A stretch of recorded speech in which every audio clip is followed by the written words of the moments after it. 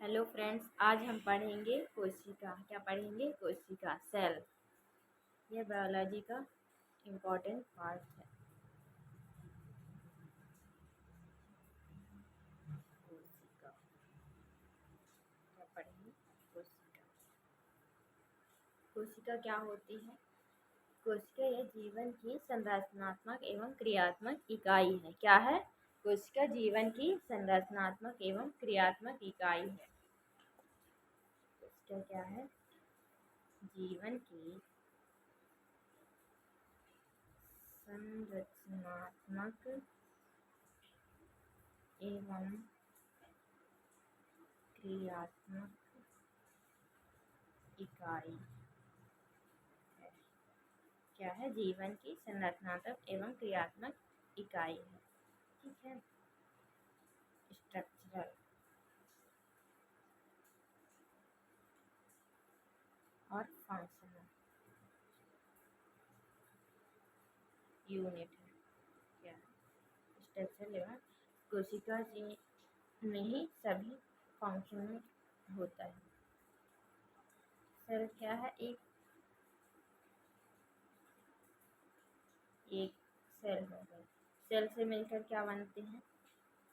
Tissue. क्या बनते हैं? टिश्यू। ऊतक। कोशिका से मिलके ऊतक बनते हैं और ऊतक से मिलके क्या बनते हैं? Organ system. अंग का निर्माण होता है। क्या होता है? अंग का निर्माण होता है।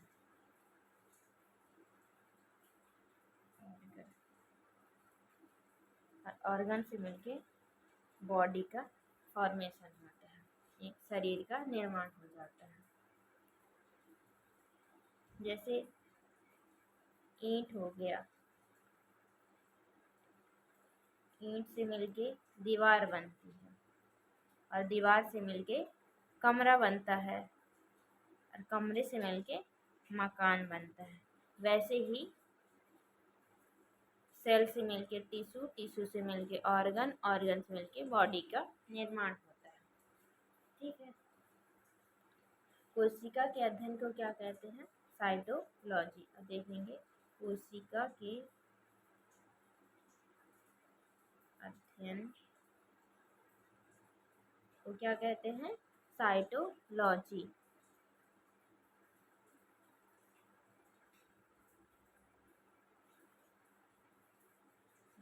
ठीक है। फादर ऑफ साइटोलॉजी कौन है? Father of cytology. कोशिका के जनक कौन है? Robert Hooke. कौन है? Robert Hooke. ठीक है। और रॉबर्ट हुक कोशिका की जनक है। रॉबर्ट हुक ने कब कोशिका की खोज की थी? 1665 में रॉबर्ट हुक ने मृत कोशिका की खोज की थी। कैसी कोशिका की? मृत कोशिका की खोज की। कैसी कोशिका? मृत कोशिका की खोज की। ठीक है। कोशिका कैसी होती है? एक मधुमक्खी के छत्ते की समान संरचना होती है। कैसी होती है? मधुमक्खी के छत्ते के समान। और यह एक बंद कमरे जैसे दिखते हैं। कैसे? एक बंद कमरे जैसे।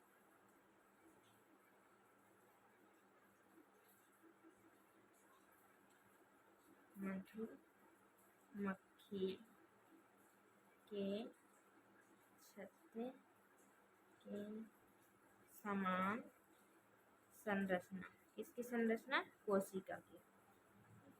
और यह एक बंद कमरे जैसे। बंद कमरा, इसको सेला कहते हैं। बंद कमरा क्या कहते हैं?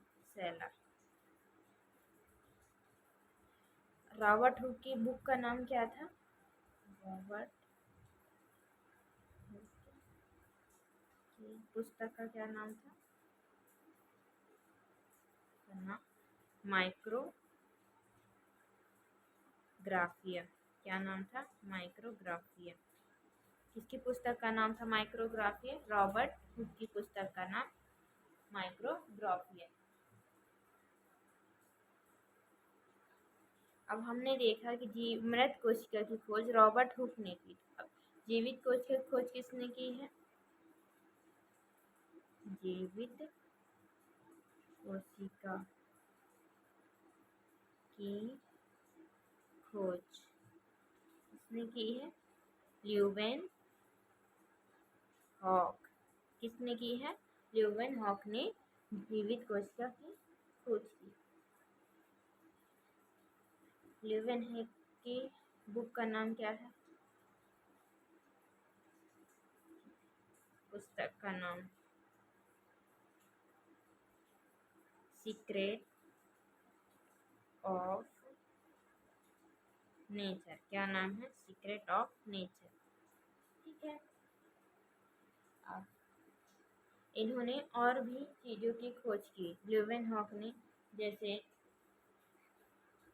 बैक्टीरिया की खोज की, आरबीसी की खोज की, माइक्रोस्कोप की खोज की, स्पर्म की खोज की, हाइड्रा की खोज ल्यूवेन हॉक ने की। इसी के कारण माइक्रोस्कोप की खोज के कारण इनको माइक्रोस्कोपी के जनक भी कहा जाता है। इन्होंने और किसी की माइक्रोस्कोप की खोज की, तो इसके कारण माइक्रोस्कोपी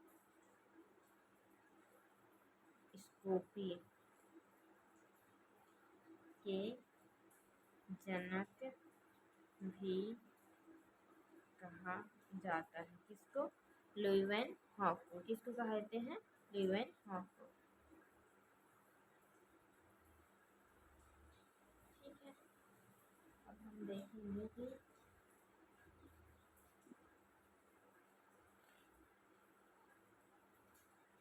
इंडिया में कोशिका की खोज किसने की? तो इंडिया में A.K. Sharma, father of Indian psychology.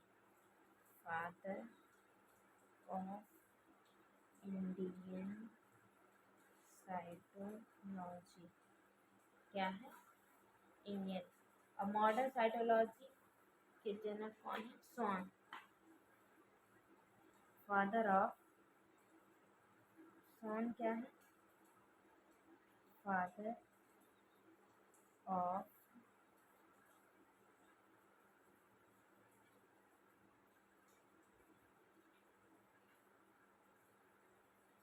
Psychology. ठीक है। Father of Indian psychology A.K. Sharma और सॉन फादर ऑफ मॉडर्न साइकोलॉजी। ठीक है। क्या क्या हो गया? सेल। सेल का क्या होती है और स्ट्रक्चर कैसा होता है, और कोशिका की खोज किसने की है? जीवित और मृत कोशिका की खोज किसने की? ठीक है। कोशिका के अध्ययन को क्या कहते हैं? ये सब पढ़ चुके हैं। अब आगे पढ़ेंगे कोशिका के प्रकार। क्या पढ़ेंगे? कोशिका के प्रकार।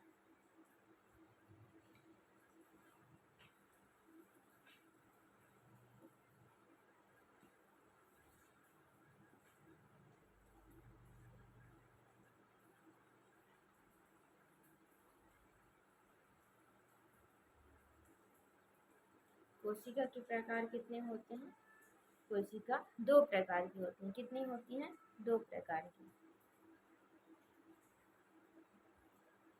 प्रोकैरियोटिक एवं यूकैरियोटिक। कोशिका कितने प्रकार की होती हैं? दो प्रकार की हैं, प्रोकैरियोटिक एवं यूकैरियोटिक कोशिका। और यूकैरियोटिक कोशिका भी कितने प्रकार की होती हैं? दो प्रकार की, जंतु कोशिका एवं पादप कोशिका। एनिमल सेल एवं प्लांट सेल। ठीक है। अब हम देखेंगे प्रोकैरियोटिक के बारे में। इसका डिटेल देखेंगे, ठीक है। यूकैरियोटिक का आगे पढ़ेंगे, पहले देख लेते हैं प्रोकैरियोटिक के बारे में, ठीक है। प्रोकैरियोटिक क्या होता है? प्रोकैरियोटिक, ठीक है। प्रोकैरियोटिक यह एक अविकसित कोशिका है। क्या है? अविकसित कोशिका। इसमें एक ही सेल में सारा काम होता है। यह एक क्या है? अविकसित कोशिका है। क्या है? अविकसित और पुरानी कोशिका है। यह क्या है? एक अविकसित कोशिका है और पुरानी कोशिका है। यह बैक्टीरिया में पाई जाती है। प्रोकैरियोटिक किसमें पाया जाता है? बैक्टीरिया में। किसमें? बैक्टीरिया में, जीवाणु। इसमें जीवाणु में पाई जाती है। प्रोकैरियोटिक सेल में क्या होता है? केंद्रक अब्सेंट होता है, यानी कि इसमें केंद्रक नहीं पाया जाता है। प्रोकैरियोटिक में केंद्रक नहीं पाया जाता, केंद्रक अब्सेंट होता है, नहीं पाया जाता, ठीक है। इन कोशिकाओं का डीएनए असुरक्षित होता है। क्या होता है? ये कोशिका है, इसमें डीएनए असुरक्षित होता है, यानी कि बिखरा हुआ। देखिए, अपने में एक न्यूक्लियस के अंदर मतलब यूकैरियोटिक में जो डीएनए होता है एक न्यूक्लियस के अंदर रहता है, लेकिन इसमें न्यूक्लियस ही अब्सेंट है, तो कैसे? तो केंद्रक यहाँ वहाँ सेल में फैला रहता है।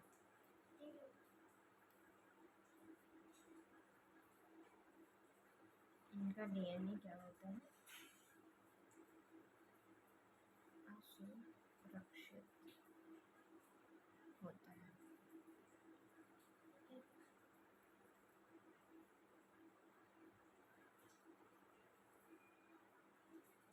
जैसे यूकैरियोटिक कोशिका में माइटोकॉन्ड्रिया प्रेजेंट होती है सेल में, तो प्रोकैरियोटिक कोशिका में क्या होता है? मेसोसोम।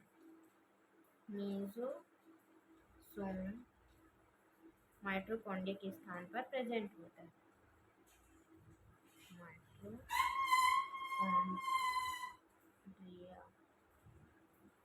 के स्थान पर पाए जाते हैं।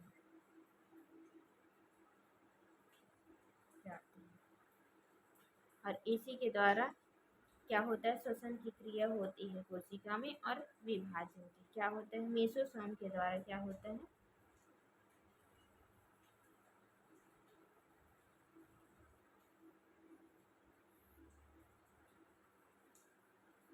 मेसोसोम द्वारा श्वसन तथा कोशिका विभाजन, कोशिका विभाजन का कार्य होता है, ठीक है। ये हो गया कैरेक्टर, जनरल कैरेक्टर प्रोकैरियोटिक की। इसके कार्य क्या है, इनके क्या क्या प्रेजेंट होते हैं, ठीक है। अब हम स्ट्रक्चर से समझेंगे कि बैक्टीरिया के सेल में क्या क्या पाया जाता है प्रोकैरियोटिक सेल में।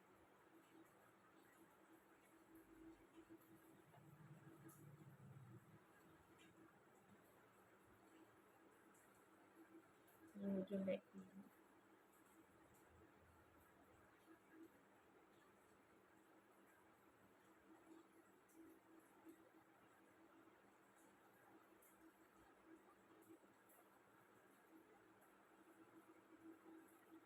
ये बैक्टीरिया की एक सेल है, इसमें ये डीएनए प्रेजेंट है। क्या है? डीएनए। क्या है? बैक्टीरिया का डीएनए।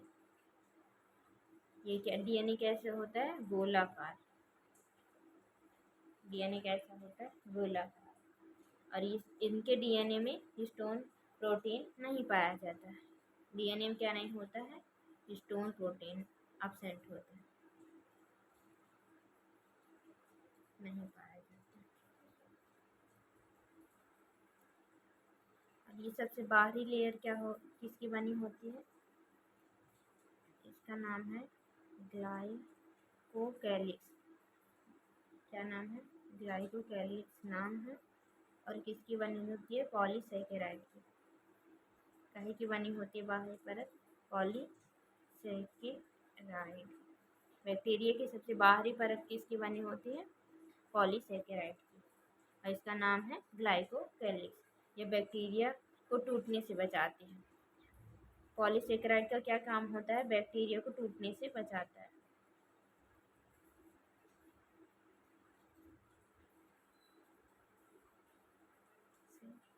बचाती है, क्या करते हैं? टूटने से बचाते हैं और संक्रमण फैलाती है। ठीक है, ये इसका फ्लैजिला हो गया। अब दूसरी लेयर देखते हैं। दूसरी लेयर को क्या नाम है? Cell wall. क्या होती है ये second layer? Cell wall. Cell wall, cell wall किसकी बनी होती है? पेप्टिडोग्लाइकन, एमिनो एसिड और न्यूरामिक एसिड का बनी होती है। काहे काहे की? पेप्टिडोग्लाइकन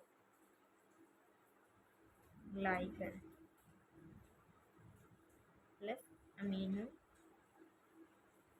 एसिड की बनी होती है। ठीक है, और ये हो गया किसकी सेल वॉल बनी होती है? पेप्टिडोग्लाइकन और अमीनो एसिड की बनी होती है, और ग्लाइकोकैलिक्स पॉलीसेकेराइड की बनी होती है। ठीक है, अब सबसे आंतरिक परत क्या होती है? सबसे नीचे तीसरी लेयर को क्या बोलते हैं? Cell membrane. क्या बोलते हैं? Cell membrane. क्या बोलते हैं? Cell membrane. कोशिका झिल्ली। ये हो गई कोशिका भित्ति। कोशिका भित्ति।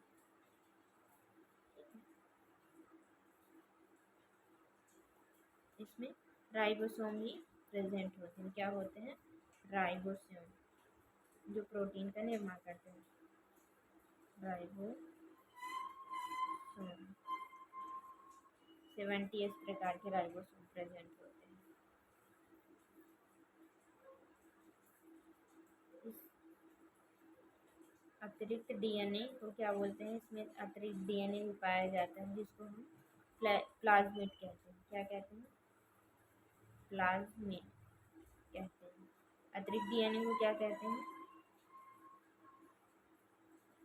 अतिरिक्त डीएनए।